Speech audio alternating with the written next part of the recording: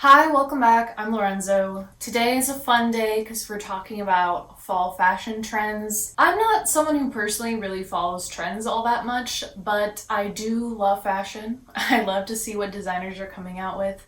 It's very fun for me, so I take this more lightly and try to think of it more as inspiration than something I need to specifically follow. Have a dark kind of fall blouse on right now, and so trying to get into that fall mood even though it's still very much summer for me. So I compiled 4 categories for the fall trends. Those are the themes, the colors, the details, and textures. And to me, this was the easiest way to kind of put them all together in a way that made sense. And within those, there's many different iterations and styles. So first we're going to talk about the fall kind of themes or styles that are really popular. There are so many, but the ones I've been seeing the most have been Western, Bohemian, English country, and the undone look. And within that, there's different iterations, of course. I just feel like these are the ones that have been the most predominant. Western has been a theme for the last few years, so there's nothing surprising there. I do feel like the Bohemian style, though, I feel like we saw it starting last year, but I do feel like it's going to be dominating this fall specifically. It's definitely one I'm really drawn to. For English country, like this I feel like is a fall theme every single year. Essentially like classic English country style would be things like tweed coats, riding boots, maybe pleated skirts, that kind of thing. I feel like that is often kind of mixed with a academic kind of look as well.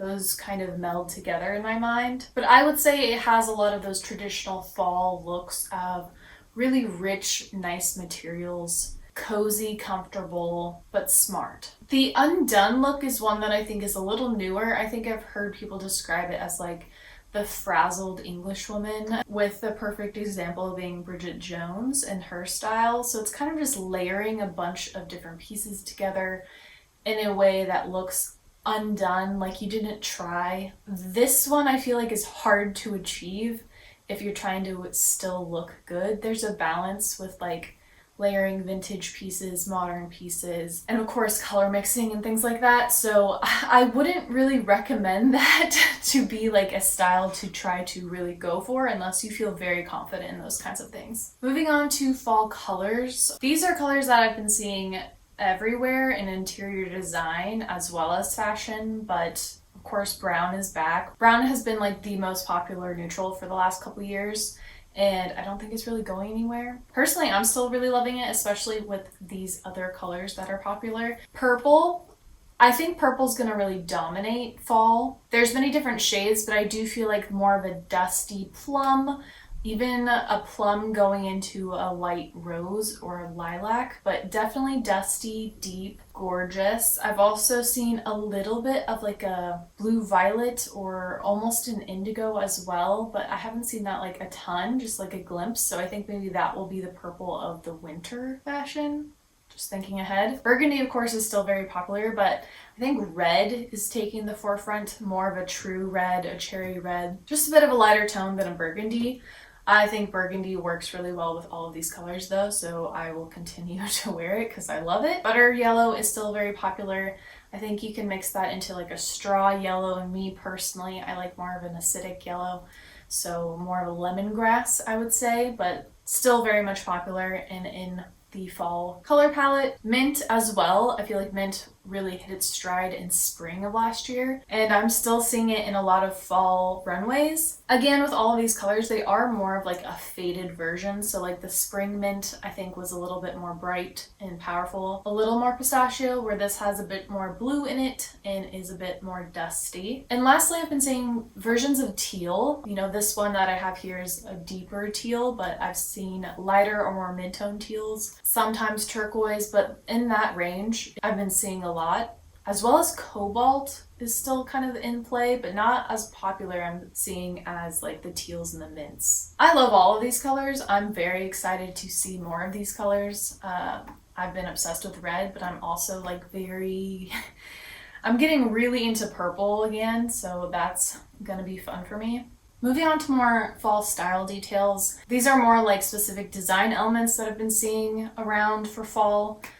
Starting first with ruffles, that really goes into that bohemian style. I feel like I'm seeing the ruffles mostly in very lightweight kind of chiffon fabrics. Ruffles on tops in like skirts and dresses. I'm not seeing it as much on any stiffer fabrics, so I would keep with a light fabric for the ruffle. I feel like that feels more relaxed and effortless. Kind of going with that is also fringe. Fringe really sits in that Western and bohemian style. I'm seeing a lot of fringe leather jackets. That's kind of like the leather jacket for this fall, but I've also been seeing it in very fun like dresses and skirts. I think fringe can be really fun because of the movement that it brings. I'm not personally a fan of like the very Western fringe style. That just has never really suited me or my style. But I am liking the fringe with leather when it is more of a, I guess, minimalist or modern look. So like this olive two-piece set. Fringe is on this leather blazer halfway down, and so it kind of gives it that peplum or cropped jacket kind of look. And then with the matching skirt underneath, it just, I don't know. That is the kind of fringe that I'm into. I've also seen fringe details on like bags and things like that, and I think that's nice, but for day-to-day use, not gonna be something that I ever consider doing. It'll just get tangled in a mess and probably destroyed. But I think it's fun. It's a fun element. It's just like you have to be careful about those items. So I think it works better in more durable fabrics like leather than it would in like a more cotton or tassel-y or beaded kind of design. Peplum is also a shape that's very popular. I've seen it a lot in the bohemian looks, but also with more modern styling as a more minimalist kind of look. It can be very dramatic and interesting, and also just like wearing a very long, almost tunic-like peplum over pants, I always find to be very interesting. Then there's also just like the slouchy element that kind of carries over with a lot of things, slouchy and drapey. So slouchy leather boots are back in, and I remember those being really popular when I was like in high school and didn't really like it then, and I still don't really like it now. It's just not my style or something that I would go for. But if it is yours, if you still have your boots from like 15 years ago, then you can definitely wear those now. But kind of with that is like a drapiness. You have capes showing up a lot, and then you just have like overall like fabric draped over the shoulders. This can be scarves, just like loose volume being added. I'm a big fan of that. I've always loved like a big oversized scarf. I have a cape now, so I'm excited to wear it this fall. I just think they're very cozy and like really gets you into the season and snuggled up by being able to wear that outside. Another detail is the belts. Belts being very maximalist, big, bold, wide belts with big details, studs, belts with fringe, with pockets. Like, I've been seeing a lot of large belts, like in a corset style almost, and then just belts layered upon each other to give a more interesting detail to the waistline. But yeah, just belts in general being like a big focal point of the outfit, and it's really at any part of the body. Like it can nip in the waist, or it can be low slung in like a low rise situation. I find that to be fun and exciting because I love a belt. Probably to a fault, I try to belt things all the time. Moving into fall textures, this is more of the fabric or material that I'm seeing things in. So of course we have suede. Suede was popular last year, still is popular, especially brown suede, but I love a colorful suede now. I've been looking at suede jackets on eBay, and they have some of these beautiful blues and pinks and purples. I think that's really interesting, so I would be more on the hunt for something like that. But of course, neutrals are a great option if that is more of your style. And in terms of silhouette, suede is generally being seen in very big, slouchy bags, but also, coats of any size, coats and jackets of any size. So you have cropped jackets, you have long suede trench coats that are really in right now. I don't think you can really go wrong in terms of style. It's really just that material of suede. If you are someone who goes outside into the elements though, I would recommend not getting shoes in suede. They're gorgeous and lovely, but they do not stand up to weather. like specifically water in any form, so just a warning there. We're also seeing lace everywhere in any kind of style. So definitely in the bohemian style, but also in the more kind of refined kind of business attire. Lace is just everywhere. And again, I feel like so many of these styles were really popular when I was like in middle school and high school. So lace is definitely one of those. I was very big into lace during that time.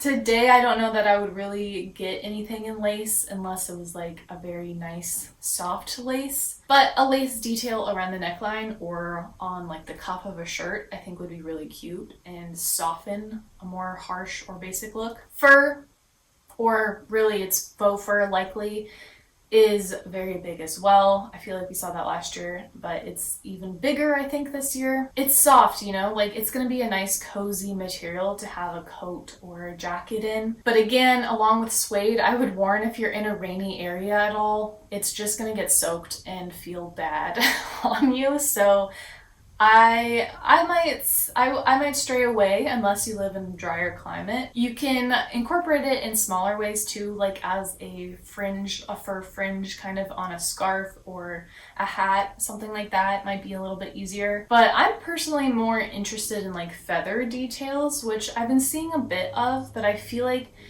it's gonna be more and more prominent throughout the year and into next year. And then of course we still have sequins. Sequins have been popular for a while now, but we're seeing more sequins kind of blending into metallic thread in clothing. I feel like metallics are always really big in the fall time, so like a lot of these are just recurring themes every single fall. I love sequins. I love the way they move. They catch light. I think they're very cool and can be dramatic, but also pared down to be a casual outfit. I have a skirt and top combo that are sequin and beaded, and they are heavier and harder to wear because they are more delicate. But I think it would be fun to pair them with like a sweater, kind of scale them back down and make them a little more casual. But yeah, I am really liking the sequins that I'm seeing. I will note though that like wearing sequins, especially at the top, is not super comfortable unless you're getting really high quality, well-made sequin pieces. They might cut your arms up when you put your arms down, so that's something to note. I think a skirt is a lot more wearable, but even still with the skirt, I might layer like leggings or something underneath just to protect your skin.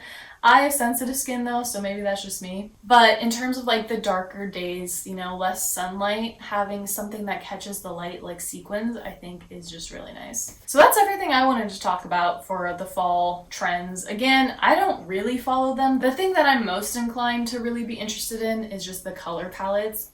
This fall, the colors I've been seeing are just gorgeous, so I'm very interested in that. I've been obsessed with red lately, so that tracks. Also, I think plums and purples are just really going to be it this fall, and I'm excited because I find purple kind of hard to style. Like I don't really know what to pair with it, so I think there's going to be a lot of references and inspiration to draw upon for purple, which is exciting for me because I love purple. I'm very excited to take these trends as just inspiration to style the clothes I already own. I'm on a low buy, so I'm not going to be buying a bunch of new things this fall, but if I were to just pick a couple of things, I might go for something with like a light ruffle detail, something a little romantic. I'm into that bohemian trend because it's not something I really have in my wardrobe at all, and I think it's just really lovely. One other thing that I've been really noticing are sunglasses in very funky retro styles.